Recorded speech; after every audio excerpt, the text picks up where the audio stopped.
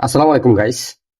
একটা শখের ফোন যখন ক্যামেরাটা ঝাপসা হয়ে যায় কিংবা ক্যামেরাতে ভালো ছবি আসে না, তখন কিন্তু সেই ফোনটা ব্যবহার করার রুচিটাই কমে যায়। দেখুন, এই ক্যামেরাটার দিকে লক্ষ্য করুন। কাস্টমারের অভিযোগ যে তার ছবিগুলো ঝাপসা হয় এবং ছবি একটাও দেখার মতো হয় না, যার কারণে সে ফোনটা বিক্রি করে দিবে এরকম একটা সিদ্ধান্ত নিচ্ছে।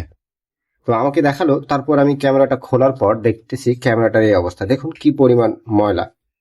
তো যাই হোক, ময়লাটা পরিষ্কার করার জন্য আমি সর্বপ্রথম এই যে এই টেপ, এটা হচ্ছে ডুয়েল টেপ, মানে এটা দুই দিকে ডুয়েল টেপ, এটা দুই দিকে আঠা থাকে।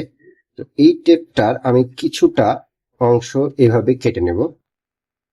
কেটে নেওয়ার পর এই পাশটা দেখেন, এটা আমি মানে স্টার থাকে না, সেই স্টারের মাথায় এইভাবে আঠাটা তুলে নেব। এই ঠিক এইভাবে এইভাবে তুলে নেওয়ার পর ক্যামেরাটা ভালো করে দেখায়। এইভাবে ক্যামেরাটার যে জায়গাগুলোতে ময়লা আছে সেই জায়গাগুলোতে এই আঠাটা এভাবে লাগাও। দেখেন তো কিভাবে ময়লাটা আঠাটার মধ্যে লেগে যাচ্ছে এবং পরিষ্কার হচ্ছে। এই সিস্টেমটা আপনাকে কেউ বলবে না, তবে এইভাবে করে সুন্দর করে চারিদিক ঘোরায় টোরায় পরিষ্কার করে দিচ্ছি। পরিষ্কার অনেকটা হয়েছে, তারপরেও কিন্তু দেখেন এর ভিতরের ময়লাগুলো কিন্তু পরিষ্কার হচ্ছে না। তো এগুলোকে একটু বারবার টাচ করতেছি, যাতে একটু একটু করে ধরতেছে। ভালো করে লক্ষ্য করবেন।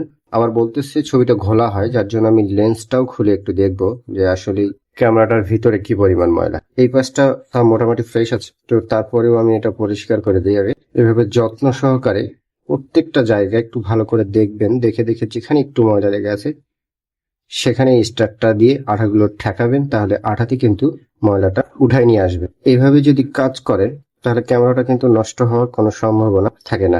লেন্সের পিছন পাটটা দেখায়, দেখুন এই ধারগুলাতে দেখতে পাচ্ছেন, এই যে ধারগুলাতে কিভাবে ময়লা আছে, এই যে দেখেন দেখা যায়। তো আমি আস্তে আস্তে খুব স্মুথলি, যাতে করে আঠাগুলো আবার লেগে না যায়, তবে সচরাচর এই আঠাগুলো লাগে না, তারপরেও একটু বেশি ঘষাঘষি করবেন না, শুধু আলতো করে ঠেকাবেন এবং উঠাই নেবেন। দেখেন এই পাশটা কিন্তু একেবারে ফ্রেশ হয়ে গেছে। এটার ভিতরটা একটু ভালো করে পরিষ্কার করতে হবে, ভিতরে ময়লাগুলো দেখেন। তবে আমি এইটা আবার একটা টেপ নিব, কারণ আবার একটু টেপ নেব, কারণ এই টেপটা ময়লা হয়ে গেছে, যার কারণে এবার আবার নিলাম নতুন করে। নাই নাই, দেখুন ভিতরগুলোতে কিভাবে ময়লাগুলো ঢুকে আছে। দেখুন একবারে ফ্রেশ, কিন্তু ফ্রেশ হয়ে গেছে।